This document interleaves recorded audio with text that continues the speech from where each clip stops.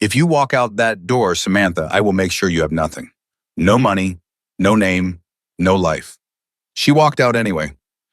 With $20, a bruised cheekbone, and a heartbeat so loud it drowned out his screaming, Samantha Collins stepped into the October cold and never looked back. She didn't know where she was going. She only knew what she was running from. And then she saw the sign.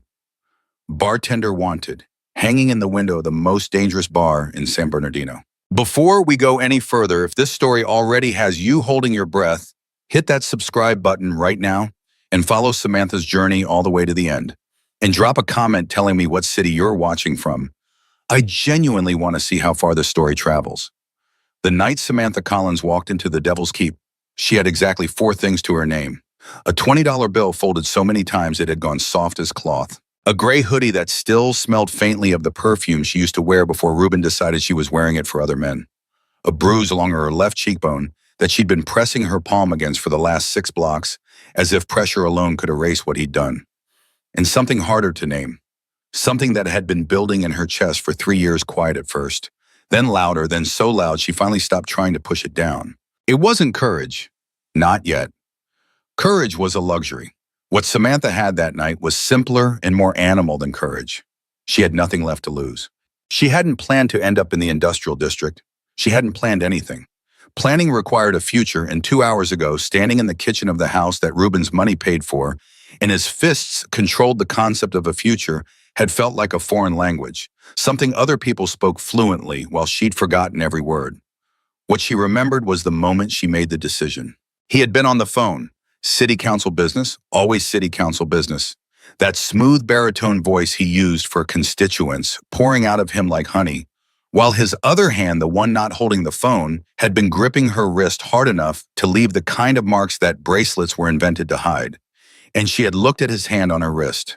And then she had looked at the kitchen door, and something in her had said quietly but with absolute finality, now. She didn't grab a suitcase. She didn't leave a note. She didn't call anyone because there was no one left to call. Ruben had spent 2 years carefully trimming her life down to just him, the way you prune a tree until it can only grow in the direction you want. She took her purse from the hook by the door. $23 inside. She left 3 ones on the counter because something in her, even then, even at the end of her rope, felt strange about taking every last dollar from a house she'd cooked in and cleaned in and bled in. She walked out. She heard him shout her name exactly once. She didn't stop. 6 blocks. That's how far she got before the cold hit her properly. The kind of October cold that San Bernardino does like a punishment, dry and sharp and mean. She had no coat. The hoodie was doing nothing. Her face hurt where he'd caught her 3 days ago, that particular deep ache of a bruise that had moved past the sharp stage and settled into something duller and more permanent feeling. She passed a laundromat, a closed nail salon, a taqueria that smelled so good it made her eyes water, or maybe her eyes were already watering. She told herself it was the cold. She kept walking because stopping felt more dangerous than moving. Stopping meant thinking. Thinking meant calculating the size of the hole she was in. No shelter, no friends within reach, no family. She could call without Ruben finding out within 48 hours, because Ruben knew people and Ruben's people knew people. And that was the thing about marrying a city councilman. His reach was very, very long. She had $20. She had a bruise. She had the clothes on her back. And then she turned a corner and stopped walking. The building was industrial, one of those squat, wide structures that looked like they were built without any consideration for human comfort, all concrete and corrugated metal, and a parking lot full of motorcycles. Dozens of them. Chrome catching what little light existed out here on the edge of the industrial district, arranged in rows with the kind of precision that suggested these were not casual riders. The sign above the door read The Devil's Keep. Below it in the window a smaller sign, hand-lettered, red marker on cardboard, Bartender Wanted. Samantha stood there in the cold and looked at that sign for a long time. She knew what this place was. You didn't live in San Bernardino and not know about the Devil's Keep. You heard things, not specific things about this club tended to disappear along with the people who spoke them too loudly, but general things. Enough to know that the motorcycles in that parking lot weren't owned by weekend hobbyists in cargo shorts. Every reasonable instinct she had told her to keep walking. But her reasonable instincts had kept her in that house for 3 years, hadn't they?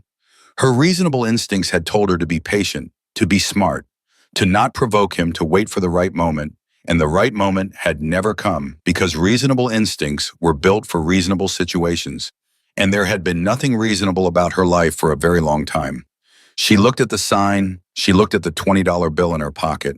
She thought about Ruben's voice. If you walk out that door, I will make sure you have nothing. She pushed open the door of the Devil's Keep and walked inside.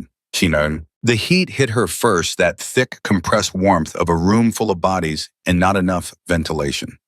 Then the noise, a wall of sound music and voices, and the percussion of glass on wood, all of it layered together into something almost physical. Then the smell. Beer and leather and motor oil and cigarette smoke ground so deep into every surface that it had become the smell of the air itself. And then the silence. It didn't happen all at once. It moved through the room like a wave, one conversation dying, and then another heads turning toward the door, toward her, until the only sound left was the jukebox in the corner, grinding out something low and twangy that nobody was paying attention to anymore. 30 men, maybe more. Every one of them looking at her. Samantha had spent 3 years learning to make herself small in the presence of a dangerous man. She had developed an instinct for stillness, for becoming the thing that didn't attract attention, because attention from Ruben had taught her what attention could cost. She stood there in the doorway of the Devil's Keep, 30 pairs of eyes on her, and she made a different choice. She let go of small. She stood up straight. She let her hand drop from her cheekbone. She met the room's stare, and she didn't look away. I'm here about the bartender position, she said. Her voice came out steady. She was almost surprised. The man closest to her, enormous with a beard that needed its own zip code, and arms that looked like they'd been assembled from surplus parts, let out a sound that might have been a laugh. You're what? The sign in the window says you're hiring, Samantha said. I'm applying. Another voice from somewhere deeper in the room. Little girl, you need to turn around and go back wherever you came from. I can't do that, she said simply. Can't or won't. Both. A different kind of silence settled over the room then. Not the silence of shock. This was the silence of appraisal. She could feel it, the shift in how the room was looking at her, less like a spectacle and more like a question. And then the crowd parted. He came through the middle of it the way water didn't part for things, the things parted for him. He was taller than anyone else in the room and whiter, not with fat, but with the kind of mass that comes from decades of physical labor and something that might have been violence. His hair was iron gray, his beard darker with threads of silver running through it, and his face looked like a map of every hard thing that had ever happened to him, which appeared to be quite a lot of things. The scar that ran from his left eyebrow to his jaw was the most visible, but it wasn't the only one. He looked at her with eyes the color of a winter sky, pale and cold, and not entirely unkind. My name is Grizzly, he said. His voice was low enough that she had to hold very still to catch all of it. I run this club and I run this bar. You want to tell me what you're actually doing in my establishment at 9 o'clock on a Tuesday night? I told you, Samantha said. I need the job. People need a lot of things, Grizzly said. Most of them don't come in here to get it. Most people have somewhere else to go. He studied her face. She watched him register the bruise not with surprise, but with a kind of slow recognition, the way someone recognizes a type of weather they have seen before. He didn't say anything about it. That somehow was more respectful than any comment would have been. You ever bartended before? He asked. Yes, she had. 3 years before Ruben, before the house and the isolation and the slow erosion of everything she'd put herself through 2 years of community college by working behind a bar. She was fast. She was organized. She could manage 6 different conversations and remember 12 different orders without writing anything down. This isn't a regular bar, Grizzly said. I can see that. You're not scared. She considered the question honestly. I'm scared of a lot of things, she said. This place isn't one of them. Not right now. The man with the enormous beard, Samantha would later learn his name was Meat, which seemed both accurate and slightly on the nose, made a skeptical sound. Boss, come on, she's not quiet. Grizzly said it without raising his voice, and Meat went quiet immediately. Grizzly kept his eyes on Samantha. Why should I give you this job? Because I'm good at it, she said. Because I'll show up on time and I'll do the work and I'll keep my mouth shut about anything I see or hear that isn't my business. Because I won't steal from you and I won't make your problems worse. She paused. And because I need it more than anyone else you're going to interview, and people who need something that badly tend to work harder to keep it. The room was very quiet. Grizzly looked at her for a long moment. Something moved across his face. It was hard to read, like trying to interpret weather through a dirty window. "Trial run," he said finally. "Tonight, you survive the night behind my bar, we talk about the rest." Samantha nodded once. "Fair enough." "Bar's that way." He tilted his head toward the back of the room. "Jasper will show you where things are." He walked away. The crowd didn't exactly welcome her. It was more that it accepted her presence the way a body of water accepts a stone closing around her without warmth, but without active rejection. A small, wiry man with quick eyes and a constellation of tattoos on his neck materialized at her elbow. "I'm Jasper. You're braver than you look." "I look brave," Samantha said. "Little bit," he admitted. "Then I look exactly as brave as I am," she said, "which is not very." Jasper laughed, a short, surprised sound like she'd caught him off guard. "Come on, I'll show you the setup." She had about 4 minutes behind the bar before it started. The first order came from Meat, who planted his forearms on the bar and looked at her with the particular expression of a man who has decided to find something amusing. "Whiskey neat. Make it a double. Don't spill it." She made it a double. She didn't spill it. She set it in front of him with a precise, smooth motion and was already moving before he'd picked it up. "Hey," he said it like a test. She turned. "You forgot to smile," he said. "I'm working," she said. "Not performing. You want something else." He stared at her. Then he picked up his whiskey and took a long drink and turned away without another word. That was the first test. The second came about 20 minutes later, from a man whose name she didn't know yet, tattooed across the throat eyes that had seen something that hadn't softened them, and who leaned over the bar and said very quietly, "You're not going to last the night, sweetheart." "Then I'll last until I don't," Samantha said and kept mixing. He watched her for a moment, then, "What are you running from?" "Everyone's running from something," she said. She poured his beer without looking at him, hit the exact fill line without overpour. "Set it down. You want to tell me what you're running from, or you want to drink your beer?" A beat. 2. Then he picked up the beer. "Huh," he said, like she'd said something surprising without using words. The orders kept coming fast and overlapping and deliberate. She understood that some of them were testing her speed. Some were testing her memory. Some were testing her composure. She had done this before in a different life, in a bar where the worst thing that could happen was a bad tip or a spilled drink. This was different. The stakes underneath every exchange were different, but the mechanics of it, the reading of the room, the prioritizing of orders, the maintenance of calm in the middle of chaos, those were the same. She had learned those mechanics young, and she had sharpened them in 3 years of living with a man whose moods changed like weather. Learning to read the small signals before the storm hit, learning to manage the atmosphere of a room with just her posture and her tone and the way she chose which things to respond to and which to let pass. She had not learned those skills for this, but they worked here. 45 minutes in, she was deep in a run of orders, 6 guys at the far end of the bar, all wanting different things and wanting them simultaneously when she felt the hand. It closed around her wrist from across the bar. Not Ruben's hand, much larger. But the grip was familiar, not affectionate, proprietary. She stopped moving, didn't jerk away, didn't yell. She set down the glass she was holding with a careful, deliberate motion, and she turned to look at the man attached to the hand. He was the biggest person she'd seen in a room full of very large people. Mid-40s maybe, a face that had been rearranged at least once by something harder than it.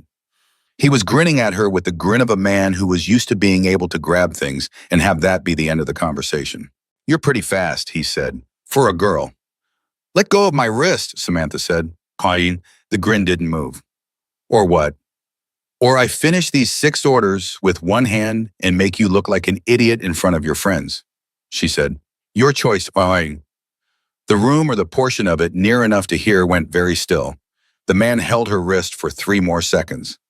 She counted them. She kept her face neutral, her eyes on his. He let go. "Feisty," he said like it was a compliment. "Efficient," she corrected and turned back to her orders.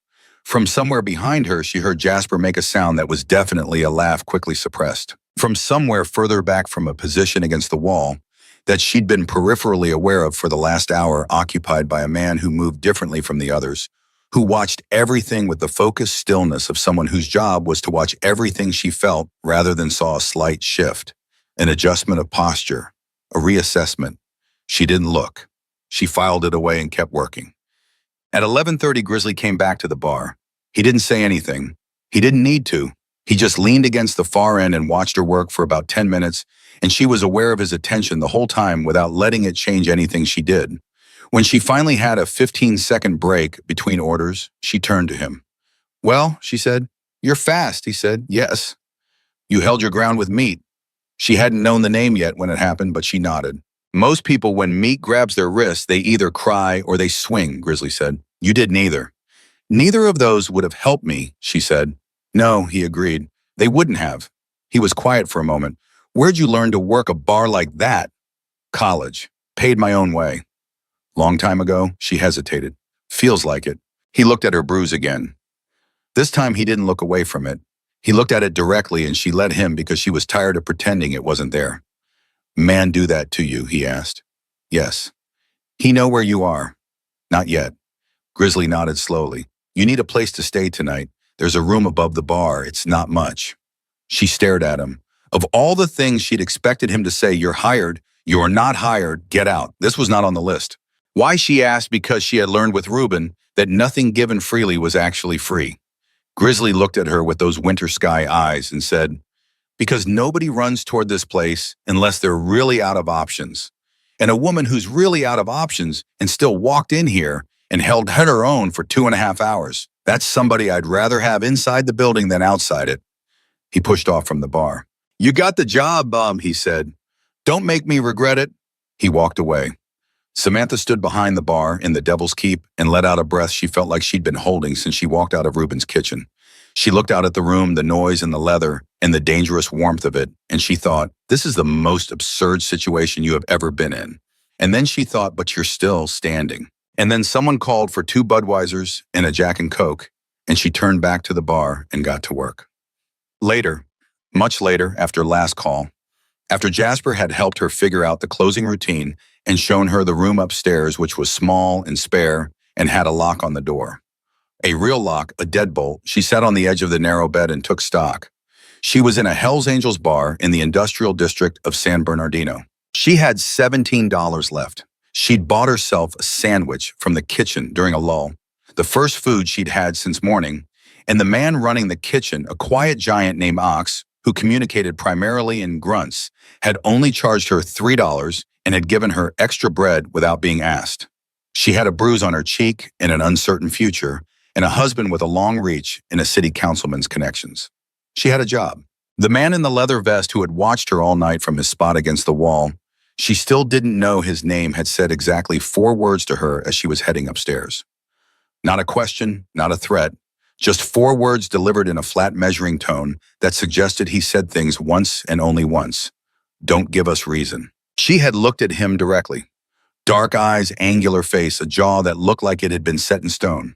The kind of man who had seen enough of human nature to have stopped being surprised by most of it, but who paid very close attention anyway. "I won't," she said. He had held her gaze for a moment, then nodded once and turned away. She sat on the edge of the bed and looked at the locked door. She thought about Reuben, waking up tomorrow morning and finding her gone. She thought about the way he would manage his face, the public face, the councilman face, smooth and reasonable, while underneath it the fury built. She thought about his connections and his money and the way he had dismantled her life so carefully over 3 years, brick by brick, until she was standing on nothing. She thought about the sign in the window. "Bartender wanted." She thought about Grizzly's voice, "Don't make me regret it." She thought about the room full of men who had tested her, pressed her, tried to find the edges of her, and the fact that she was still here, still standing still for the first time in 3 years, in a space where she had done something on her own terms. She lay back on the narrow bed. She didn't sleep right away, but she stayed very still and she breathed, and the deadbolt was locked, and for the first time in a very long time, she was the only person in the room. It wasn't safe, but it was hers. And right now, that was everything. The morning after her first night at the Devil's Keep, Samantha woke up at 5:43 and stared at the ceiling for exactly 2 minutes before she got up. Not because she was rested. She wasn't. She'd slept maybe 3 hours, the kind of shallow listening sleep she'd developed over 3 years of sharing a house with a man whose moods could turn while she was unconscious. The kind of sleep where part of her brain never fully let go of the room, never stopped cataloging sounds. She got up because lying still felt too much like waiting, and she was done waiting. She washed her face in the small bathroom attached to the room with cold water. No hot, which she noted without complaint, and looked at herself in the mirror. The bruise had darkened overnight as bruises do, moving from that initial angry red-purple into something deeper and more settled. It was going to be visible for at least another week. She pressed her fingertips against it lightly, not to test the pain, but to remind herself it was real. That last night was real. That she was here in this building with this locked door behind her. Real. All of it. She went downstairs at 6:15 and found Ox already in the kitchen, moving around the space with the quiet efficiency of someone who had been awake for hours and required no acknowledgement of the fact. He glanced at her, said nothing, set a mug of coffee on the pass-through counter without being asked. She picked it up. "Thank you," he grunted. She took it as the warmth it was intended to be. She had the bar to herself for the next 2 hours, and she used every minute of them. She reorganized the speed rail because whoever had set it up last had arranged it with no logic she could identify. She restocked the coolers. She found the inventory sheet, a handwritten mess, tucked under the register, and spent 40 minutes reconstructing it into something that could actually be used. She found 3 bottles of premium whiskey pushed to the back of the lowest shelf, apparently forgotten, and brought them forward where they could earn their keep.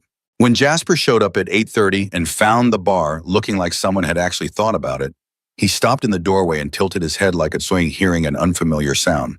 "You did all this?" "It needed doing," she said. He walked behind the bar, slowly taking in the restocked coolers, the reorganized bottles, the inventory sheet. He picked up the inventory sheet and studied it. This is actually readable. That was the goal. The old one was in some kind of code. The old one was chaos, she said. You were losing money every week because nobody could tell what needed ordering until you were already out of it. Jasper looked at her over the top of the sheet. "You figured that out in one night." "I figured it out in about 20 minutes, she said. "I spent the rest of the time fixing it." He set the sheet down carefully like it was a document of some importance. Then he looked at her with those quick, assessing eyes and said, "Grizzly know you can do this kind of thing. Grizzly hired me to tend bar." "Right," Jasper said slowly. "Right." He picked up the sheet again. "I'm going to hold on to this." She turned back to her prep work and allowed herself exactly half a second of private satisfaction before she pushed it down and kept moving. Satisfaction was fine. Comfort was dangerous. She knew better than to get comfortable. The club members started filtering in around noon, and by 1 o'clock the bar had its daytime rhythm, different from the night before, slower and more horizontal men nursing beers and playing cards, and having conversations she was careful not to hear too specifically. She had told Grizzly she would keep her mouth shut about things that weren't her business, and she meant it. What happened in this room stayed in this room. She had her own reasons for understanding the value of that. She was 3 weeks in before she understood that she was being watched. Not watched the way she'd been watched that first night, not with hostility or skepticism, or the calculated pressure of men testing a newcomer. This was different. This was systematic. She began to notice patterns, the way certain conversations would stop just before she came within earshot, not nervously, but as a matter of procedure. The way certain men would make eye contact with each other across the bar when she did something they hadn't expected. The way Grizzly would come in at odd hours and spend 20 minutes doing nothing she could identify except existing in the same space as her, which she eventually understood was his version of an evaluation. And there was Wyatt. She'd learned his name at the end of the first week from Jasper, who had mentioned it the way you mention geography as a fact with no particular emphasis. "That's Wyatt, Sergeant at Arms. His job is to know everything that happens in and around this club." A pause.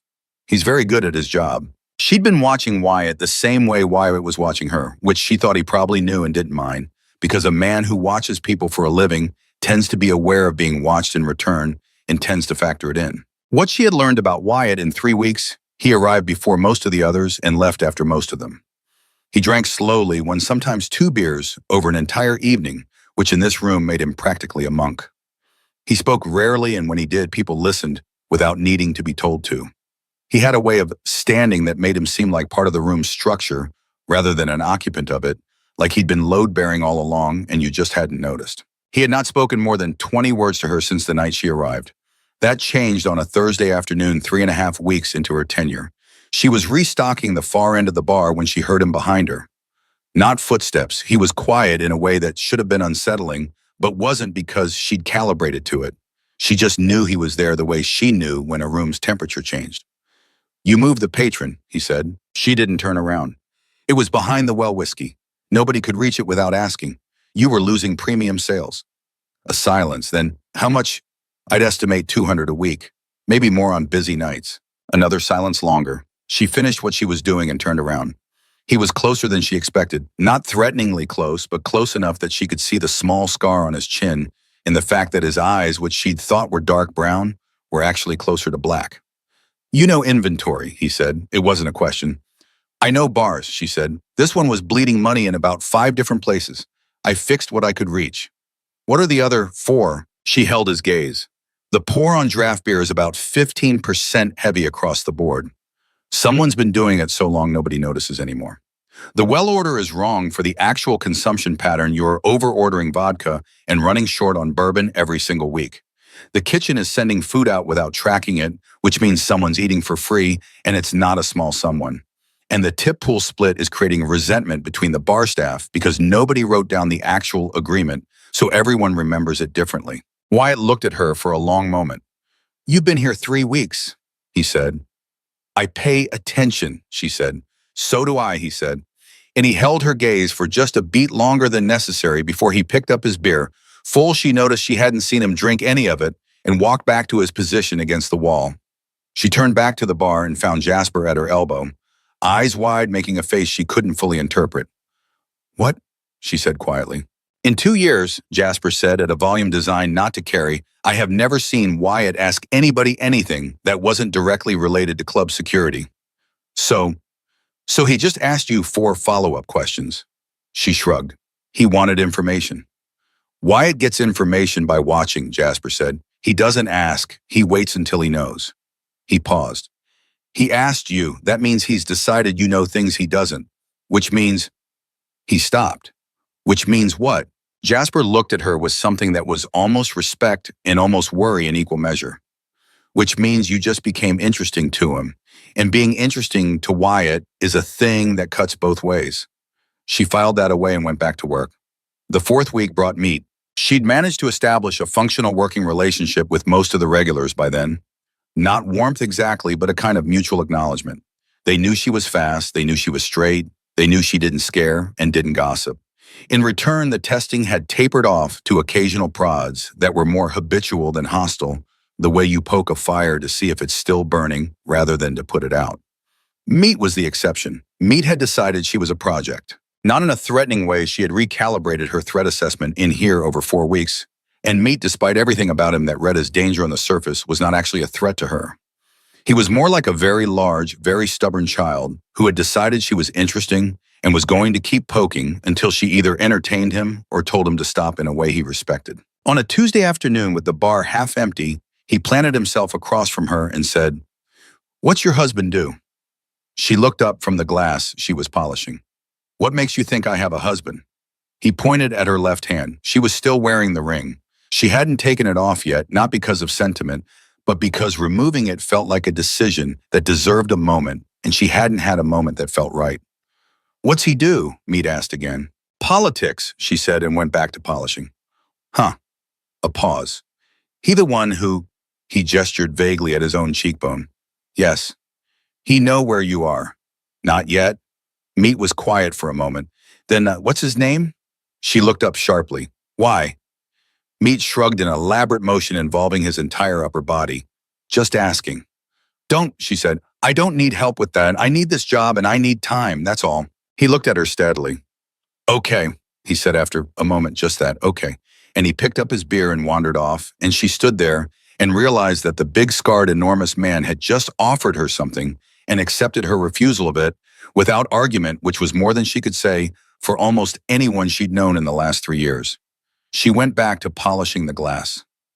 The first time Grizzly called her into his office was at the end of the 5th week. The office was at the back of the building, the room that smelled like old leather and motor oil, and something underneath both of those that she eventually identified as pipe tobacco, though she'd never seen Grizzly smoke.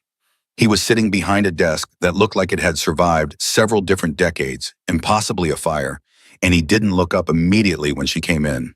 She waited because she had learned that Grizzly moved on his own timeline, and interrupting it was not something anyone did voluntarily. When he looked up, he pushed a piece of paper across the desk toward her. She looked at it. It was a handwritten ledger page, week 5 of her employment bar and revenue. She looked at him. Up 22% from the same week last month, he said. She said nothing. The week before was up 16, he said. The week before that, 11. She kept her face neutral. The inventory system helps, and the poor regulation. Jasper told me about the poor regulation. He leaned back in his chair, which protested loudly.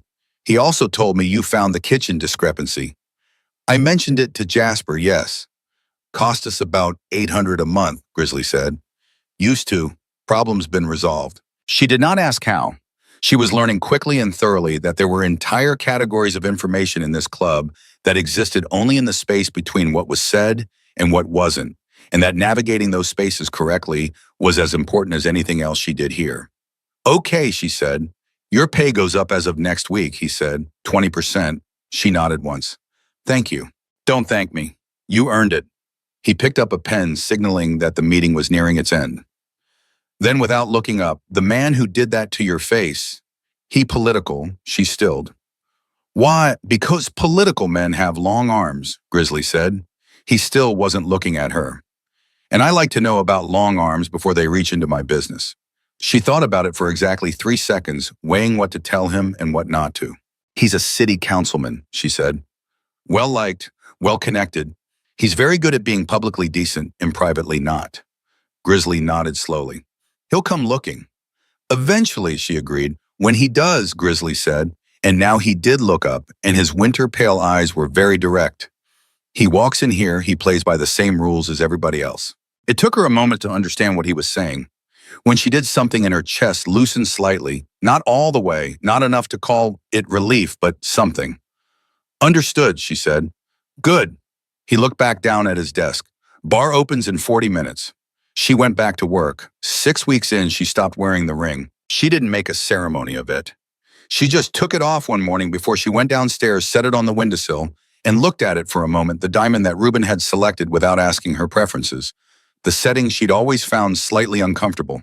The weight she'd gotten so used to, she'd stopped noticing it. She left it on the windowsill and went downstairs and opened the bar. Jasper noticed immediately.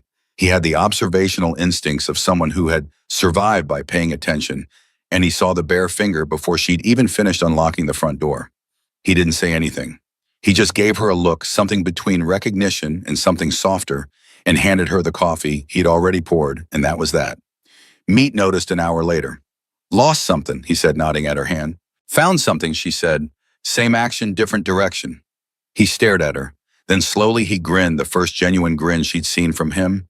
Not the testing smile or the challenging smirk, but something that looked like it came from somewhere real. Yeah, he said. Okay, that works. Wyatt, she thought, probably noticed the moment she walked in. But Wyatt said nothing, as was his way, and she appreciated that more than she could have expressed. What she didn't notice, because she was looking at all the right things but not quite the right places, was that Wyatt had started positioning himself differently in the room when she was working the bar. She was aware of him. She was always peripherally aware of him. It would have been impossible not to be, but she hadn't yet connected the pattern. When the room got loud, he drifted closer. When a stranger came in, he was always between her and the door. When the late nights got rough and unpredictable, he was always somewhere she could reach if she needed to. She found out about it from Jasper 7 weeks in, when she made an offhand comment about Wyatt's habits. He moves around a lot, she said. I can't figure out the pattern. Jasper blinked. Then he looked at her with an expression she couldn't initially read. You really don't know what, Sam? He leaned against the bar. He's covering you. She stared. What? The pattern you're trying to figure out, Jasper said patiently, is you. He's positioned relative to you. When you're at the far end, he's near the far end. When you're at the center, he's at the center. When you're in the back doing inventory, he paused. Well, he doesn't follow you into the back, but he's always near the hallway. She turned this over. Why? Jasper gave her a look that suggested he thought she was being deliberately obtuse. Because you're under Grizzly's protection and Wyatt takes that seriously. But also, he stopped. Also what? He seemed to consider how to put it.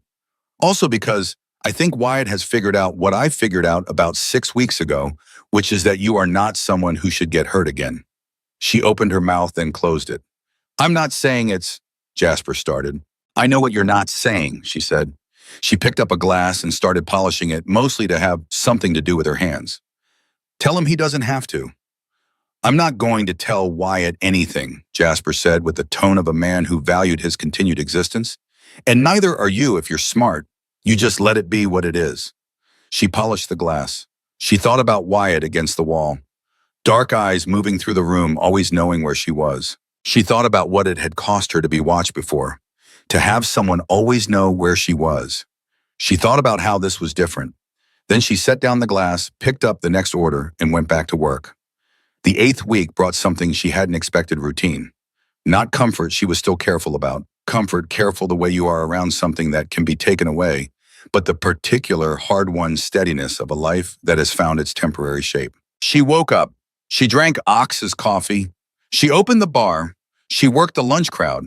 She worked the evening rush. She closed. She went upstairs. She slept better than she had in 3 years because the door had a deadbolt, and the building had Wyatt, and her body had finally begun to believe that tonight was not the night something terrible would happen. She thought about Ruben every day.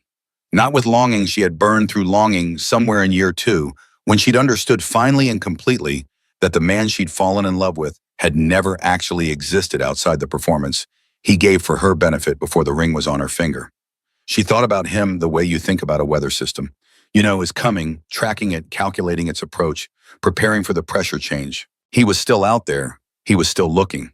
She had no proof of this, but she had 3 years of knowing how Ruben Bowman operated, and Ruben Bowman did not let things go, especially things he considered his. She was behind the bar on a Friday night 2 months in when Dallas came in. She hadn't interacted much with Dallas before. He was quieter than the others, younger, with a particular kind of preoccupied energy of someone whose brain was always partly somewhere else. He repaired things, electronics mostly, computers. He kept to himself in a way that she recognized and respected. He sat at the bar and ordered a Coke. She had never in 2 months seen him drink alcohol.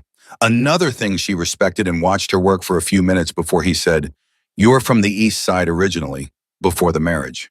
She turned and looked at him. "What makes you say that?" He shrugged. "The way you talk, certain vowels." He turned his glass in a slow circle on the bar. "I grew up 4 blocks from where I think you grew up." She studied him. "Why are you telling me this?" He looked up from his glass. His eyes, she noticed, were very alert behind the quiet exterior. "Because you've been here 2 months, and you've made this bar 40% more profitable, and you haven't asked us for anything. And people who don't ask for anything usually need something pretty specific." "I have a job and a room," she said. "That's what I need." "For now," he said, not unkindly, "but you're also married to Ruben Bowman." The name hit her like cold water. She hadn't said his name out loud in the building. Not once. She told Grizzly he was a councilman and had carefully stopped short of anything more specific. "How do you know that?" she said. "I know things," Dallas said simply. "It's my thing." He met her eyes. "I know who he is, what he does, how he runs. I know about the 2 complaints that got quietly buried, one from a former aide, one from a woman who used to go to his gym." He paused. "I know you're not the first." The bar noise went on around them, loud and indifferent. Samantha set down what she was holding very carefully. "What are you telling me?" she said. Dallas turned his glass again. "I'm telling you that information is a thing that exists in different states. Right now, the information I have about Ruben Bowman exists in a state that only I can see. That state is not permanent. States change." She looked at him for a long moment. "Don't do anything yet," she said. "Not yet." "Wasn't planning on it," Dallas said. "Just wanted you to know the option exists when you need it." He picked up his Coke and took a long drink. When, not if. She picked up the glass she'd set down and went back to work. But she felt something shift in her chest, small and precise, like a key turning in a lock she hadn't known was there. She had walked into this bar with $20 and a bruise, and a husband with a long reach, in the conviction that there was no one left in the world who was in her corner. She had been wrong. Dallas's words stayed with her the way certain words do not, loudly, not constantly, but present underneath everything else. Like a low hum you stop consciously hearing but never stop feeling in your bones. When? Not if. She knew he was right. She had always known on some level that this couldn't be indefinite. Reuben Bowman did not misplace things. He tracked them. He retrieved them. And whatever he told himself about the nature of their marriage, whatever story he constructed in that smooth, organized mind of his, she was still something that belonged to him and his version of reality. And Reuben's version of reality had a way of imposing itself on the world. She just hadn't expected it to arrive the way it did. The night it happened was a Thursday. Stormy, the kind of October storm that San Bernardino gets when the weather finally remembers it's supposed to be autumn, all wind and pressure and a rain that comes sideways and means business. The bar was about half full, which for a Thursday was decent, and Samantha had been running a good rhythm all evening, fast, clean, no wasted motion. She'd gotten better in 2 months. She'd always been good, but now she was precise in a way that came from knowing the room, knowing the people, knowing the specific architecture of this particular chaos. She was restocking the far cooler when the door opened and Tommy came in. She knew Tommy the way she knew most of the club's prospects peripherally as part of the ecosystem. He was 23, maybe 24, with the eager, slightly anxious energy of someone who is working very hard to prove something. He ran errands, he did whatever was asked, he showed up on time and stayed late and tried not to make eye contact with people whose names he wasn't sure he was allowed to use yet. Tonight, he came through the door, not with his usual careful, deferential energy, but with something entirely different radiating off him.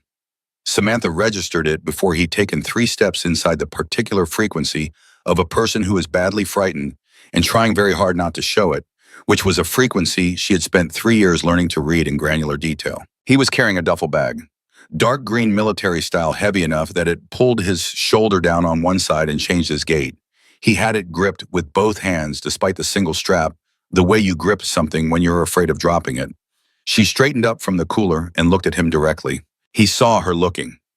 His eyes did the thing that frightened people's eyes do, a rapid involuntary calculation of whether she was safe to approach. Whatever he concluded, he moved toward the bar. "Where's Grizzly?" he said. His voice was pitched low and not quite steady. "Church tonight," she said. "The club's closed meetings." She'd learned the terminology. "What's wrong, Tommy?" I have to," he stopped. Put the duffel on the bar with a sound that was heavier than a duffel bag with clothes in it should make. Much heavier. She looked at the bag, then at him.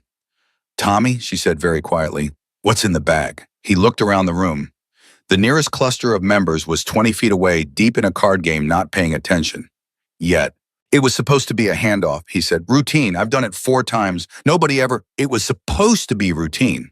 He was speaking fast words, bumping into each other. But the guys on the other end, they weren't. They wanted to renegotiate the terms on the spot, and I didn't have authority to do that, so I said no. And they said— He stopped, swallowed. They said they were going to come here and do it themselves. The low hum under everything suddenly got louder. "How long ago?" she said. 20 minutes, maybe less." She looked at the door, then at the bag, then at Tommy, whose color had gone to something resembling old paper. "How many?" she said. "At least 4, maybe 6. I didn't—" "Okay." She said it like a period at the end of a sentence. Clean, definitive. "Pick up the bag." "Okay." He blinked. "What?" "Pick up the bag, Tommy, right now." She was already moving, already calculating the back hallway, the storage room, the layout she had memorized in the first 2 weeks, because she had learned a long time ago that knowing your exits was never wasted effort. You're going to carry that to the back storage room, you're going to put it behind the secondary cooler, the one on the left, and you're going to cover it with the canvas tarps that are stacked next to it. Then you're going to come back out here and you're going to be a bar back. You're going to clear glasses and wipe tables, and you are going to look like the most bored 23-year-old on the planet. Can you do that? Tommy stared at her. "They're going to come in here." "I know," she said. "That's why you need to be in the back right now, and the bag needs to not exist. Go." He went. She turned back to the bar, and she breathed slow and controlled the way she'd learned to breathe through things that required her brain to stay clear, while the rest of her wanted to do something less useful. She looked at the room, card game ongoing, 2 guys at the bar she'd been serving all evening. Music from the jukebox, some old Skynyrd track that she'd heard so many times in the last 2 months, she could reproduce it, note for note, normal. Everything looked normal. She registered without looking at him directly that Wyatt had shifted. He was no longer against the back wall. He was closer to the center of the room now, and his posture had changed in a way that was subtle enough to be invisible to anyone who wasn't looking for it and obvious to anyone who was. He had perceived the change in Tommy's energy the moment Tommy walked in. She was certain of it. She found his eyes without making it obvious, and the look they exchanged lasted approximately 1 second and communicated more than a conversation would have. He knew something was wrong. He didn't know what yet. He was waiting. She gave him the smallest, most controlled shake of her head. Not yet. Let me handle the first part. His jaw tightened slightly, but he held his position. 2 minutes later, the door opened. There were 5 of them. She'd assessed the number before any of them had fully cleared the threshold because she was counting them before she could stop herself. 5. Leather cuts different from the club's darker, with a red and black serpent patch on the back that she didn't recognize but filed away instantly. The one in front was mid-30s, lean in the way that suggested not fitness but deprivation, with eyes that moved through the room like they were doing inventory. Leader. She identified him in the first second. The others positioned themselves relative to him without needing to be told, which meant they were either very well trained or very used to being in situations where positioning mattered. Both, probably. The room had noticed them. The card game had slowed. The 2 guys at the bar had put down their drinks. The particular attention that this room paid to things that weren't right was beginning to focus slow and heavy, like a mechanism assembling itself. The leader's eyes found her behind the bar. He walked toward her. The 4 others fanned slightly, not dramatically, not in a way that would look choreographed to a casual observer, but enough. He put both hands on the bar and looked at her. "We're here for something that belongs to us," he said. His voice was even, conversational, the voice of a man who was entirely comfortable in situations that required people to be afraid of him. "Then you're in the wrong bar," Samantha said. "We don't have anything of yours." His eyes moved around the room. They stopped on Tommy, who had materialized near the back hallway with a tray of empties, moving with the studied nonchalance of someone trying very hard to perform nonchalance, which was imperfect but serviceable. The leader's eyes moved on. "Young guy," he said, "came in about 15 minutes before us, carrying something." "Lots of people come in carrying things," she said. "It's a bar." This was a specific thing. "I'm not sure what to tell you," she said. "Can I get you gentlemen something to drink while we clear this up?" He looked at her, really looked at her the way people look when they're recalibrating, when they've walked into a situation expecting one set of variables and encountered something unexpected. She met his gaze without blinking, without shifting her weight, without any of the small physical signals that communicate fear to people who are practiced at reading them. "You're brave," he said, and it wasn't a compliment. "I'm efficient," she said. It was the word she'd used on meat 8 weeks ago. It felt right here, too.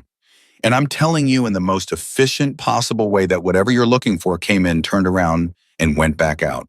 About 10 minutes before you got here."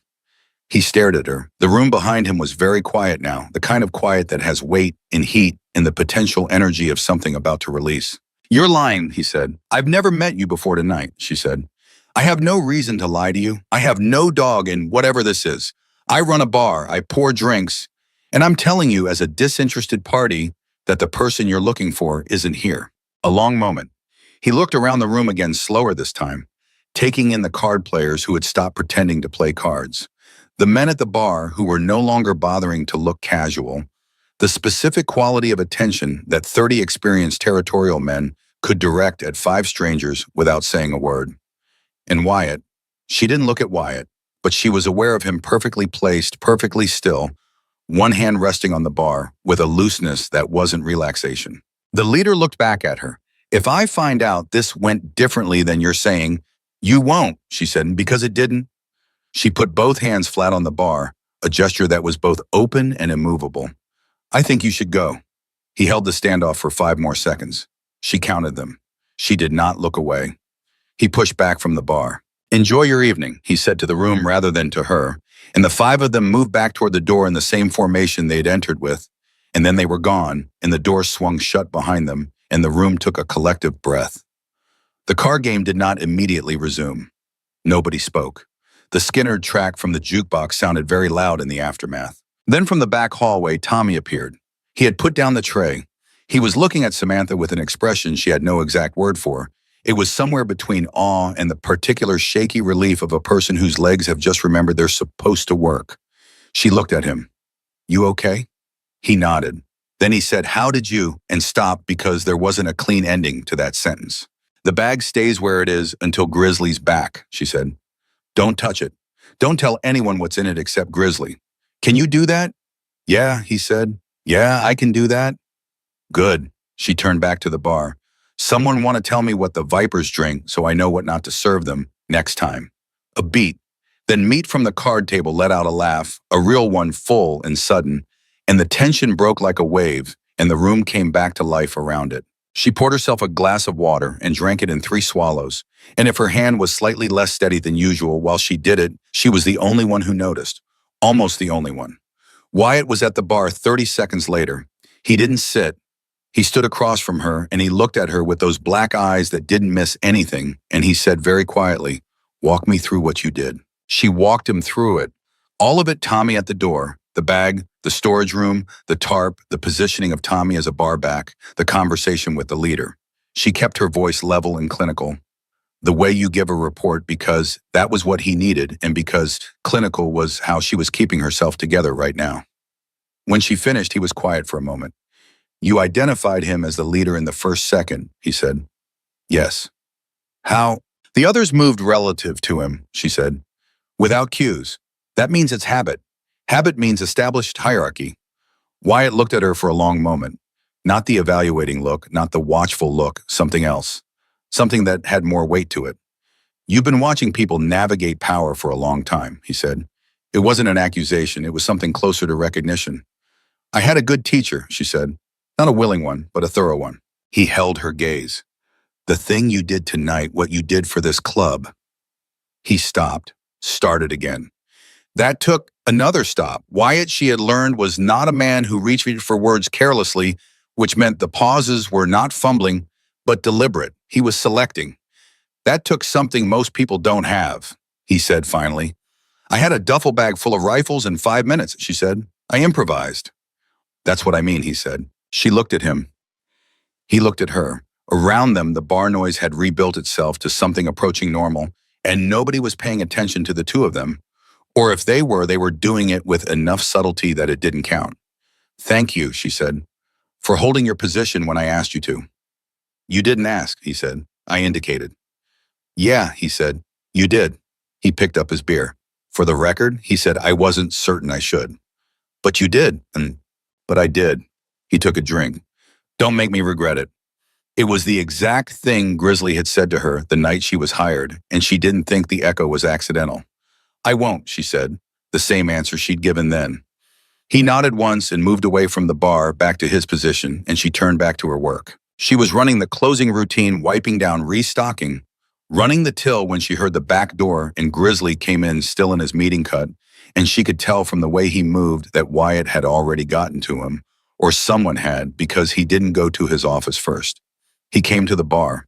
He stood across from her and looked at her without speaking for a moment. Wyatt tells me you handled the situation tonight, he said. Wyatt's generous, she said. Tommy handled the bag. I handled the conversation.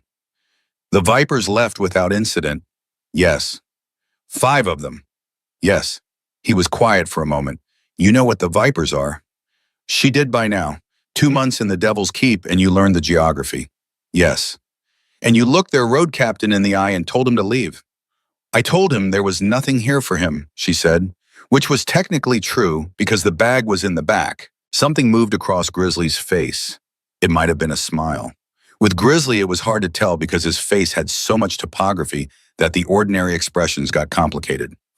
You know what I haven't had behind that bar in 12 years? What? Somebody I didn't have to explain this life to, he said. Somebody who just read it and moved accordingly. She held his gaze. I'm not sure whether that's a compliment or a diagnosis. Both, he said.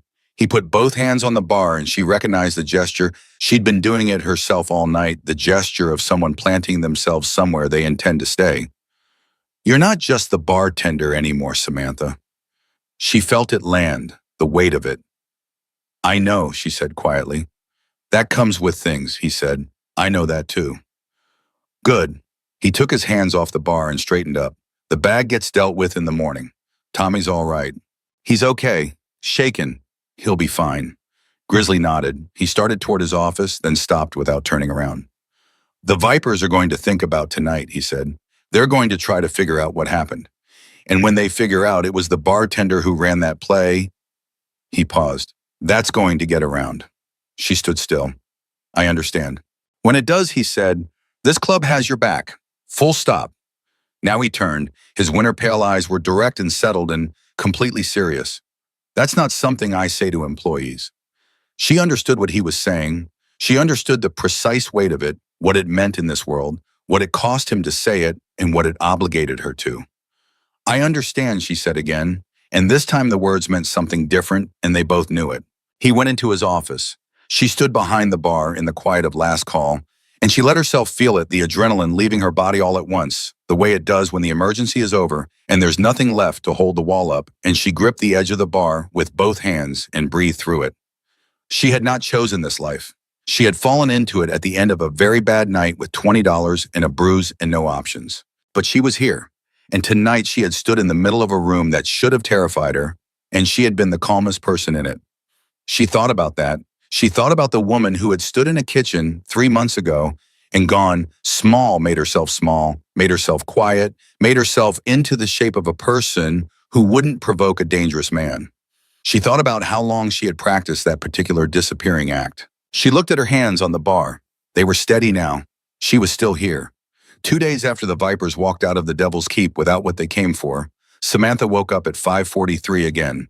Her body had adopted the time like a standing appointment and knew before she was fully conscious that something was different about the day. She lay still for a moment and examined the feeling.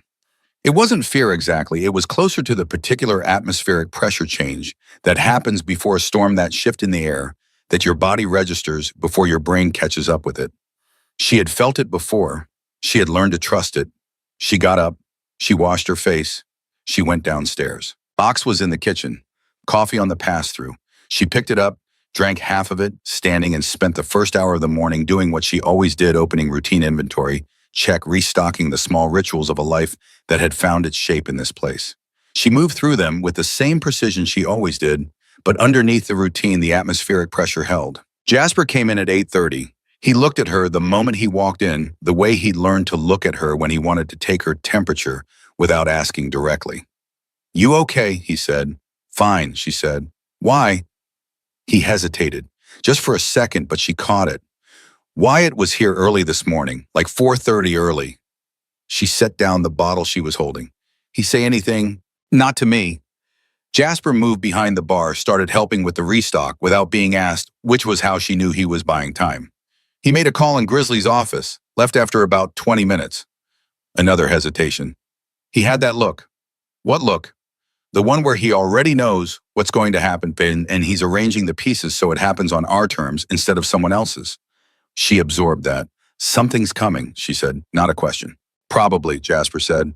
But Samantha, if Wyatt's already moving, and that means it's not going to come at us sideways. He doesn't let things come at us sideways. She picked up the bottle again, kept working. But the atmospheric pressure didn't lift. It was just past 2 in the afternoon when the black car pulled into the parking lot. She knew because Meat saw it first from his usual seat near the window, and Meat had a habit of narrating things he found interesting with a running commentary that he delivered at roughly the volume of a normal person's outdoor voice. He said, nice car, real nice car. That's a city lease plate. The room shifted. Not dramatically, these men didn't do dramatic shifts. It was more like a collective settling, the way a group of animals all orient toward the same point without any signal you could identify. Samantha was behind the bar. She didn't move. The door opened. Reuben Bowman walked into the Devil's Keep at 2:17 on a Saturday afternoon, and he looked exactly the way he always looked when he wanted something like a man who was absolutely certain he was going to get it. He was wearing the charcoal suit, the one he wore for important meetings, the one that cost more than some people's monthly rent. His hair was perfect. His posture was the posture of a man who had spent 20 years moving through rooms where his presence rearranged things automatically. He was holding his jacket button with one hand in that practiced casual gesture that photographed well. He looked around the room with the particular expression of a man who finds his surroundings beneath him, but is too polished to say so.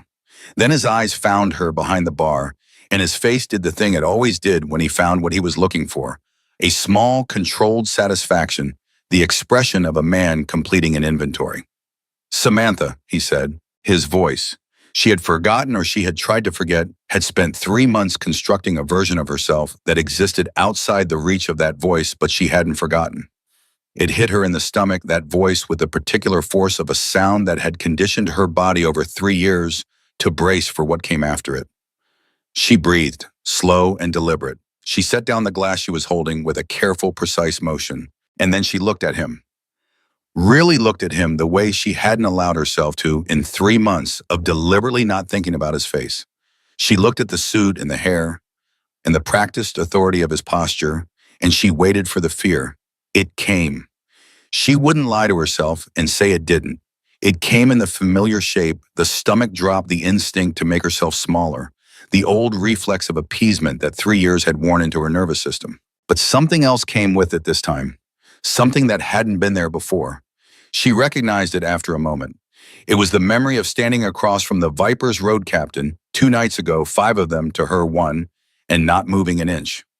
She looked at Reuben Bowman in his charcoal suit, and she thought, "You are not the most dangerous thing I've stood in front of this week." "Reuben," she said. Her voice came out steady. She was less surprised by that this time. He walked toward the bar. Around him, the room watched. Nobody moved. Nobody spoke. It was the silence of a room that is paying very close attention while maintaining total deniability of that fact. He reached the bar and put one hand on it, the gesture she recognized, the territorial plant, the "here is where I stand," and he looked at her with the smile that had always preceded the most dangerous conversations. "You look well," he said, considering. Considering what she said. Considering everything. He let his eyes move around the room deliberately and come back to her. The message was clear. "I see where you've landed. I see what this says about you." "What do you want, Reuben?" "I want to talk," he said. "Just talk." "That's reasonable, isn't it? 3 months no contact. Don't I at least deserve a conversation?" "You can talk from there," she said. "You can say what you came to say." His jaw tightened. It was slight, most people wouldn't have caught it, but she had spent 3 years studying that jaw. "You're being dramatic," he said. He gestured at the room around him, at the bar, at everything. "This is dramatic. Whatever point you're making, Samantha, you've made it. Now it's time to..." "To what?" she said. "To come home." The word landed in the room like something dropped from a height. She felt the quality of attention around her shift, not movement, but something in the air, a collective tightening. "I am home," she said. His smile didn't move, but something behind his eyes did. "This isn't funny." "I'm not joking. Samantha." His voice dropped, took on the lower register he used when he was done performing patience.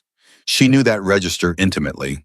Her body knew it before her brain did, responding with a spike of adrenaline that she breathed through, slow and deliberate.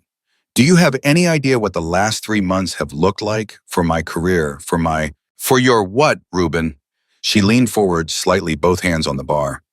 "Your reputation, your image." She kept her voice even. "Tell me what the last 3 months have been like. I'm very interested." He stared at her. The smile was gone now. What was underneath it was something she recognized, the thing that lived under the polish, under the charcoal suit, in the constituent voice and the city council authority. She had seen it plenty of times in 3 years. The difference was that the bar between them was real, and the room behind him was real, and she was not alone in a kitchen at 11 o'clock at night. "You're going to come with me," he said quietly. "We're going to work this out privately, like adults, and you're going to stop this." "No," she said, "just that, clean and complete. No qualifiers, no apologies, no flinching." His hand on the bar closed into a loose fist. "You don't have anything," he said. "No money, no." "I have a job," she said. "I have a room. I have 3 months of paychecks in a bank account you don't have access to." She watched his face process that. "I have more than you think." "You have nothing that lasts," he said, "and you have no idea what I can do when I decide to..." "When you decide to what?" The voice came from behind Reuben, and it wasn't loud, and it didn't need to be. Reuben turned. Wyatt was standing 6 feet away, and he was not alone. Grizzly was to his left, massive and unhurried, with the particular stillness of a man who has settled into a position he has no intention of leaving. Meat was to Wyatt's right. Dallas was near the far wall, seated, laptop open, watching the scene with the focused calm of someone who is doing several things simultaneously. The room, Samantha realized, had rearranged itself sometime in the last 30 seconds, in a way that was completely invisible unless you were looking for it, and Reuben, who had walked in here looking for a woman in a bar and had found instead an entire architecture of intent, had not been looking for it. He turned back to her. The charcoal suit suddenly looked like what it was, a costume. "This is," he started. "Mr. Bowman," Grizzly's voice, low and even and filling the room from wall to wall. "You came into my establishment. My bar, my house." He moved to stand beside Samantha behind the bar, and the movement was slow and deliberate and communicated a very specific thing. "You're talking to someone who works for me, someone this club considers its own." He let that land. "You want to have a conversation, you have it right here, in front of everybody. That's how we do things in this house." Reuben's eyes moved to Grizzly, then to Wyatt, then around the room, recalculating the way Samantha had seen him recalculate in council meetings. When a vote went unexpectedly against him, the rapid behind-the-eyes work of a man restructuring his approach without letting the restructure show. He was good at it. He'd always been good at it. "I don't know who you think you are," he said to Grizzly with the voice he used on people he considered below him. "But this is a private family matter, and I'd advise you to—" "Dallas." Grizzly said it without raising his voice. Dallas looked up from the laptop. "Yeah, ready when you are." Reuben looked at Dallas. "What is that?" "What is he?" "Sit down, Reuben." Samantha said it quietly. He looked back at her. The mask was slipping now, not gone yet, but slipping, the careful construction of it, showing its seams under the pressure of a room full of people who were entirely unimpressed by it. "I'm not going to sit down in a—" "Then stand," she said. "But you're going to listen." She straightened up from the bar, and she did not make herself small, and she looked at the man who had spent 3 years making her forget how to stand like this. "You came here to collect me, like I'm a thing that wandered off and needs retrieving. Like the last 3 months are an inconvenience you're going to manage." She watched his face. "But I need you to understand something. I am not retrievable. I am not an inconvenience, and I am not afraid of you. You should be," he said very quietly. It was the most honest thing he'd said since he walked in, no performance in it, just the flat private truth of how Reuben Bowman operated when the audience fell away. The room heard it. She heard it. And she felt the old fear spike and crest, and this was new. This was what, 3 months of standing in a room full of dangerous men and being more dangerous than her circumstances had taught her. She felt it pass through her like weather, like something that moved through instead of staying. "Dallas," she said without taking her eyes off Reuben, "tell him what you found." Dallas set down the laptop and looked at Reuben with the particular calm of someone who deals in facts and finds them more than sufficient. "Christine Alderman," he said, "former aide District 7, office 2019, filed a complaint, got reassigned 6 weeks later." He paused. "Linda Park, fitness club on Valencia, filed a report with the city's HR division 2021. Report was closed without investigation." Another pause. "You want me to keep going because I've got 4 more names, and I've got documentation on all of them. Not just the reports, the specific chain of who made the calls to bury them, which is interesting reading because some of those calls came from your office directly." Reuben had gone very still. "That's not," he started. "I have emails," Dallas said. "Actual emails, sent from your account. The kind of emails where a man is very careful about what he says, but not quite careful enough because he never thinks anyone's looking." He closed the laptop with a precise, unhurried motion. "I also have a contact at the San Bernardino Sun and a contact at a news outlet in Sacramento that's been looking at District 7 for 6 months." He looked at Reuben with something close to academic interest. "It's a lot of material." The room was completely silent. Samantha watched Reuben's face go through a series of rapid, involuntary changes that she had never seen on it before because she had never seen him in a situation he couldn't control. She watched the processing, the calculation, the arrival at an answer he didn't like.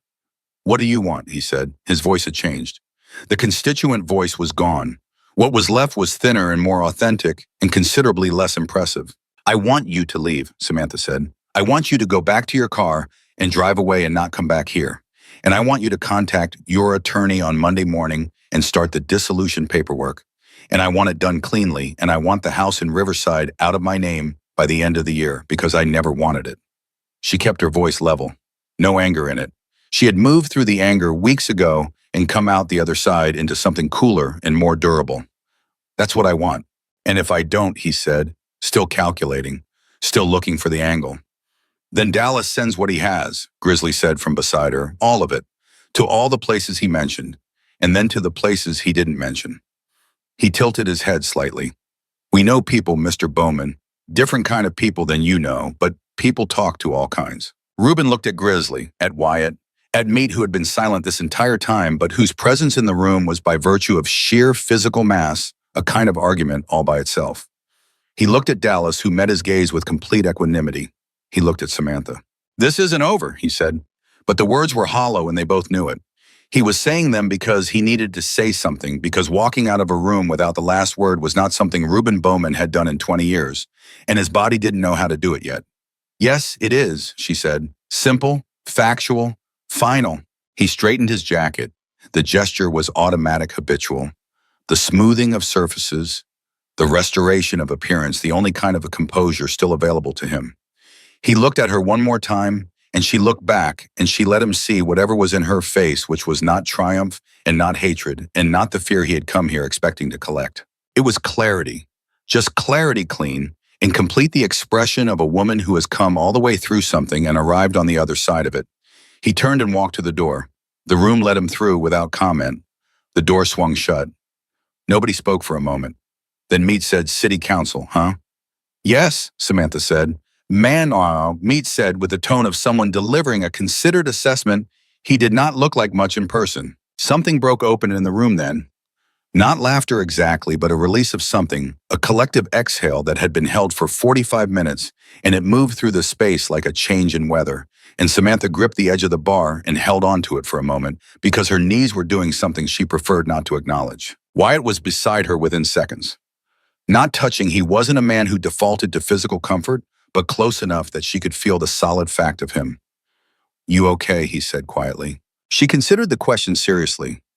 Her hands were trembling slightly, which she could feel but could not stop, and her chest felt like something that had been held under pressure had just decompressed all at once, and there were approximately 14 separate emotions moving through her in different directions simultaneously. I think so, she said. Give me a minute. Take two, he said. She looked at him. He was watching her with those black eyes that didn't miss anything, and what she saw in them wasn't pity, which she couldn't have tolerated, and it wasn't admiration exactly, which she wouldn't have known what to do with. It was something more practical and more valuable. It was acknowledgement. The look of someone who has watched you do a difficult thing and is recording it accurately. Thank you, she said, for the positioning, the timing. That was you, he said. We just made sure the room looked right. It matters, she said, the room looking right. It matters more than people think. He held her gaze. I know, he said. Grizzly materialized on her other side. He set a glass on the bar, something amber, that was not one of the well whiskeys, and slid it toward her without comment. She picked it up. She drank. It burned appropriately. The papers will get filed, Grizzly asked. Yes, she said. She was certain of it. She had watched Reuben do the calculation, had seen the moment he decided that what Dallas had was more dangerous than whatever leverage he'd thought he had over her. Reuben was many things, but he wasn't stupid, and stupid was the only reason he wouldn't file. Dallas, Grizzly said across the room. Dallas looked up. The material gets held, Dallas said. Unless something changes. It's filed somewhere he can't touch it. It'll stay there as long as nothing changes. He looked at Samantha. Consider it insurance. Consider it ours, Grizzly said. He said it in the tone that meant the conversation was concluded. She stood behind the bar and looked at the room, though. Card tables and the leather and the noise that had begun to rebuild itself now that the pressure had released the ordinary resumed life of the Devil's Keep on a Saturday afternoon. Meat had gone back to his spot and was already demanding someone deal him in. Jasper was behind the bar beside her now, having appeared silently at some point in the last 10 minutes, restocking with his usual efficient quiet. She looked at all of it, and she thought about a woman who had walked through this door 3 months ago with $20 and a bruise, in the conviction that there was nowhere safe left in the world. She thought about how wrong that woman had been. Not about the world being dangerous. The world was dangerous. She had learned that with more specificity in 3 months than most people learned in a lifetime. But dangerous and safe were not the only two options she had discovered. There was a third thing, a harder thing to name, that existed in the space between them. Something that had to do with standing in the middle of the dangerous and knowing exactly where you were and choosing not to move. She had been finding that thing, she realized, since the first night.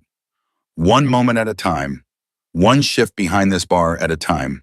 One confrontation navigated, one test survived. One morning, she got up and went downstairs and did the work, and let the doing of it rebuild something in her that 3 years had tried to dismantle. The ring was on the windowsill upstairs. The papers would be filed, and she was still standing. Jasper nudged her elbow, nodded toward the far end of the bar where 2 guys were waiting, glasses empty, looking hopeful. She picked up the bottle. She went back to work. The dissolution papers arrived on a Wednesday morning, 6 weeks after Reuben walked out of the Devil's Keep in his charcoal suit and his collapsed authority. Dallas told her before she'd finished her first cup of Ox's coffee, he'd set up an alert. He said matter-of-factly, the way he said everything, as though monitoring a city councilman's legal filings was a perfectly ordinary Tuesday task, which for Dallas it apparently was. She set down the mug. She looked at him across the bar. "It's real," she said. "Filed yesterday afternoon, his attorney's office." He slid his phone across the bar so she could see the document header. "Clean filing, no contests, no complications. Exactly what you asked for." She looked at the screen. The words were bureaucratic and bloodless, and the most beautiful thing she'd read in years. She slid the phone back to him. "Thank you," she said. The 2 words felt inadequate for what he'd done, what all of them had done, but she said them the way she'd learned to say things in this place, directly without performance, meaning every syllable. Dallas pocketed his phone. "Insurance file stays where it is," he said. "Just so you know." "I know," she said. "Thank you for that, too." He nodded once and took his Coke and went back to his corner, and she stood behind the bar and let herself feel it, the specific weight of a thing being genuinely over. Not resolved neatly, not healed, not erased. Over. Which was different, and she had learned more honest. She thought she would feel more. She had imagined this moment in the abstract, in those first weeks, had imagined some version of release that would feel seismic and total. What she felt instead was quieter than that. More like the specific sensation of putting down something heavy you've been carrying so long that you forgot it had weight, the absence of it, more than anything else.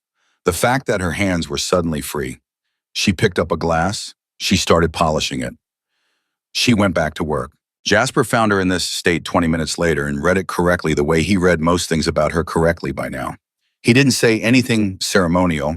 He just refilled her coffee without being asked and said, "You eating breakfast today or just running on caffeine and stubbornness again?" "Both," she said. "Ox made eggs," he said. "The real kind, not the powdered disaster from last Tuesday. Tell him I'll be back in 10 minutes. "Tell him yourself," Jasper said. "He likes you better than he likes me." She almost smiled. "Everybody likes me better than they like you." "Statistically true," he said, the comfortable resignation of a man who has made his peace with this fact. "Go eat." She went. The thing about the weeks that followed was that they were on the surface ordinary. She opened the bar. She ran the inventory. She managed the rhythm of the room. She handled the Tuesday afternoon slow stretch by reorganizing the back storage into something that didn't require a search party to locate specific items. She learned that Ox's communication style, which she had initially cataloged as minimal, was actually quite expressive once you understood that the unit of measurement was not words, but the precise duration and quality of his silences. A short grunt meant acknowledgement. A longer pause followed by a slight head tilt meant he was considering something seriously. Complete silence, she discovered, was actually his version of a warm reception. She settled into the life the way you settle into a chair that wasn't built for you, but has conformed over time to the shape of your presence. But underneath, the ordinary something was changing. She could feel it in the way the room responded to her. Not the slow evaluating attention of her early weeks, not the testing pressure of her first nights, but something else. Something that had to do with the space she occupied when she walked in. The way certain conversations naturally oriented toward her. The way problems small and medium and occasionally not small at all had started finding their way to the bar with a frequency that had nothing to do with ordering drinks. She noticed it first with Tommy. He'd been different since the night of the Vipers. Steadier. He still had the eager-to-prove quality of a prospect, but it had organized itself around something more directional, less anxious, more intentional. He started coming to her with questions she wouldn't have expected him to ask. Not about the club's business, not about things above his position, but practical things. How do you handle someone who outranks you and is wrong? How do you hold your ground without making an enemy? How do you know when a situation has changed and the original plan needs to go? She answered him directly and without condescension, the way she wished someone had answered her 10 years ago, and she watched the answers land in him and reorganize something. You should be doing something more than bartending, he said to her one afternoon, with the blunt honesty of someone who hasn't yet learned to soften his observations. I am doing exactly what I should be doing, she said. He looked at her skeptically the way 23-year-olds look at adults who say things they find implausible. But you could, into Tommy. She set down the glass she was holding and looked at him. The bar is where everything comes through. Every conversation, every problem, every person who needs something. The bar is the center of this room. She let him consider that. I'm not behind it because it's all I can do. I'm behind it because it's where I can see everything. He was quiet for a moment, then, that's actually kind of smart. I have my moments, she said and went back to work. The second thing she noticed was Wyatt. In the weeks after Ruben's visit, Wyatt had shifted again. Not in his positioning, he still occupied the same spaces, still moved through the room with the same systematic attention that she had come to think of as the room's immune system, always scanning, always calibrating. But the quality of his attention toward her had changed in a way she couldn't immediately name. He talked to her more, not dramatically more. Wyatt's baseline for conversation remained economical by any standard, but more than before. He started stopping at the bar, not just when he needed information or when something required coordination, but in the small, ordinary gaps of the evening. He drank his beer slowly. He watched the room. Sometimes he said things and sometimes he didn't, and she had learned that both were forms of the same thing with him, a choice to be in proximity, which from Wyatt was not a casual choice. She didn't name it. She wasn't ready to name it, and she thought he understood that because he was a man who had spent a long time reading rooms, and he was very good at knowing which doors were open and which ones needed to stay closed for now. What she knew was that it mattered to her. His presence in her peripheral vision at the end of a long night mattered in a way that was new and not unwelcome, and which she was going to let exist without putting a frame around it, because frames were for things you were certain of, and she had learned to be careful with certainty. The twist she hadn't anticipated came on a Thursday evening in December, 8 weeks after Ruben filed the papers, in the form of a phone call that Dallas took in the back and then brought to her, which was unusual enough that she put down everything when she saw his face. What? She said. The Sacramento outlet, he said. He paused, which was also unusual. Dallas did not pause. They ran the story. She stared at him. What story? Ruben, he said. District 7, the complaint chain. He looked at her steadily. They got it from somewhere else, not from me, not from any of our material. Somebody else had been building something. Apparently, we weren't the only people watching. He paused again. It's a big story, Samantha. Front page of their digital edition this morning. It's already being picked up. She felt the room tilt slightly, the way it does when information arrives that rearranges the existing shape of things. He'll know No, Dallas said. He won't, because we weren't the source. The source is a journalist who has been working on District 7 corruption for 8 months independently. Ruben doesn't know what we have, and he has no reason to connect this to you. He held her gaze. You're clean. You're completely clean. She absorbed that. He's stepping down from the council as of this morning, Dallas said. The article dropped at 6 a.m. His office sent a statement at 9. The room was very loud around them and also somehow very quiet. He's done, Dallas said, not with satisfaction, just with the flat factual delivery that was his natural register. The career, the authority, the reach. It's done. He looked at her for a moment. I thought you should hear it from me instead of reading it somewhere. She looked at him. She thought about Christine Alderman reassigned after filing a complaint. She thought about Linda Park, whose report was closed without investigation.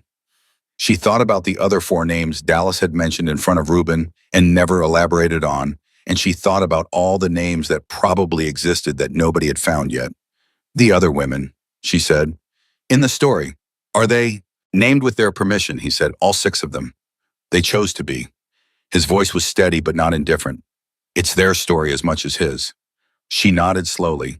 She thought about what it had cost each of them to say yes to that. She understood the specific arithmetic of that decision in a way she suspected she would understand for the rest of her life. Good, she said. It came out quieter than she intended. Good. Dallas picked up his Coke, which had been sitting untouched on the bar through the entire conversation. For what it's worth, and he said, I think the thing you did not using what we had, letting it stay, as insurance, not making it about you, I think that was the right call. She looked at him. You do. If we'd released it, it becomes your story versus his story, he said. He had more resources to fight that battle. The way it happened, it becomes 6 women's stories with documented evidence, investigated independently, verified by a journalist. He tilted his coke in a slight, precise gesture. 6 is harder to bury than 1, even for Reuben Bowman. She thought about that for a long time after he walked away. She stood behind the bar and she thought about it, and she let herself feel the full strange weight of it. Not victory exactly, because victory implied a battle she'd chosen to fight, and she hadn't chosen any of this.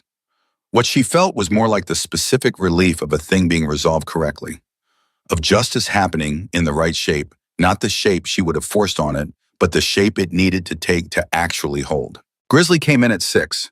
She could tell he'd already heard. Grizzly already knew.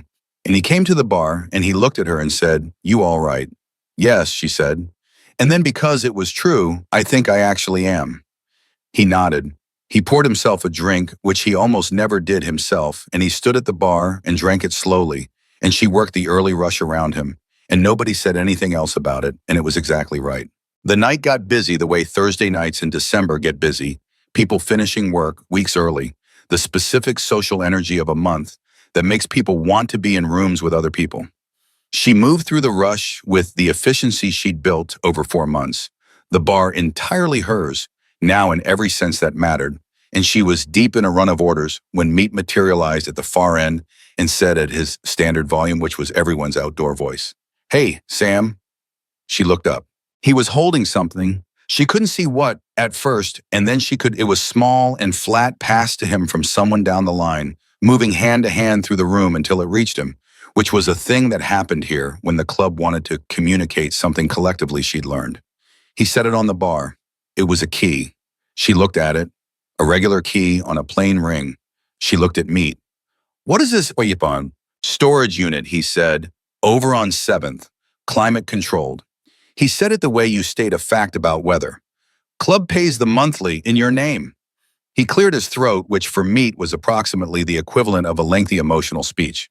"There's some stuff in there, furniture, some boxes. Jasper's sister had a contact who knew which house.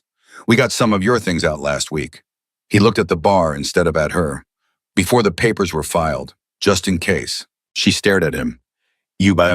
She stopped. "Your grandmother's quilt," he said. "Jasper said that was the important one. It's in there, He finally looked at her. "Some books, some clothes. The stuff that looked like it was actually yours versus the stuff that looked like it was picked out for you, if that makes sense." It made perfect sense. It made more sense than almost anything anyone had said to her in years. She picked up the key. It was small and ordinary, and she held it in her palm and looked at it, and the feeling that moved through her was not something she could have named cleanly. It was too many things at once: gratitude and grief and the specific piercing tenderness of being known by people who had no obligation to know you. She looked up. Meat was watching her with the expression he got when he was uncomfortable with emotional situations, but had decided to stay in them anyway, which she had come to understand was one of the most genuine things about him. "Thank you," she said. "Don't make a thing of it," he said. "I'm going to make a small things of it," she said. "Fine," he said. "Small thing only." He picked up his beer. "You're one of us now. We don't leave our stuff behind." He walked back to his table. She closed her hand around the key. "One of us." She turned the phrase over in her mind the way you turn something small and unexpectedly heavy, testing its weight. She thought about the first night, the 30 pairs of eyes, the wall of sound, the voice she'd pushed out steady through sheer force of will. She thought about Grizzly's winter pale eyes saying, "Don't make me regret it." She thought about Wyatt against the wall, watching her learn the room while she was learning him watching her. She thought about everything it had cost her to walk through that door, and everything she would have lost if she hadn't. The bar filled up around her. The jukebox ran through its rotation. Jasper worked the far end with his quick hands and quicker observations. Tommy moved through the room, clearing glasses with the focused intentionality he'd been developing since the night he came through the door with a duffel bag and his hands shaking, and she'd told him to breathe and hide the bag and be boring, and he'd done all 3. Dallas sat in his corner with his Coke and his laptop and whatever 17 simultaneous things he was tracking. Ox produced food from the kitchen with his usual silence and periodic accuracy. Meat played cards and complained about the cards and suspected everyone of cheating with the comfortable certainty of someone who will never stop playing. And Wyatt came to the bar at 9:47, the way he came most nights now, and he stood across from her and he watched the room for a while, and then he looked at her and said, "You look different tonight." "Different how?" she said. He considered it seriously, which was how he considered everything. "Settled," he said finally, like something stopped moving. She thought about that, about the atmospheric pressure that had been building since October, since a kitchen in Riverside and a $20 bill and a bruise she'd pressed her palm against for 6 blocks, about the long, grinding work of the last 4 months, about the dissolution papers in the story in Sacramento and the key in her pocket and the quilt in a climate-controlled unit on 7th Street. "Yeah," she said, "something did." He held her gaze for a moment. Just a moment, but it was the kind of moment that has weight. "Good," he said, and he meant it the way he meant all things completely and without excess. She turned back to the bar. She filled an order. She filled another. The rhythm of it came through her hands without requiring thought, which was what 4 months of this had built a competence so deep it lived in her body rather than her brain, leaving her brain free for other things, for paying attention, for reading the room, for knowing where she was. She was behind the bar at the Devil's Keep at 10 o'clock on a Thursday night in December, and the room was loud and warm and full of people who had decided in their various ways that she belonged here. She had come through a door that should have terrified her, and she had not run, and the not running had built something slowly, uncomfortably, with no guarantees and no map into a life she had not planned and could not have imagined, and which was undeniably and completely hers. She had walked in with nothing. She had built something from it anyway. And the bar was hers, and the room was hers, and the key was in her pocket, and she was no one's to collect. She was Samantha Collins. She poured the next drink, and she did not look back.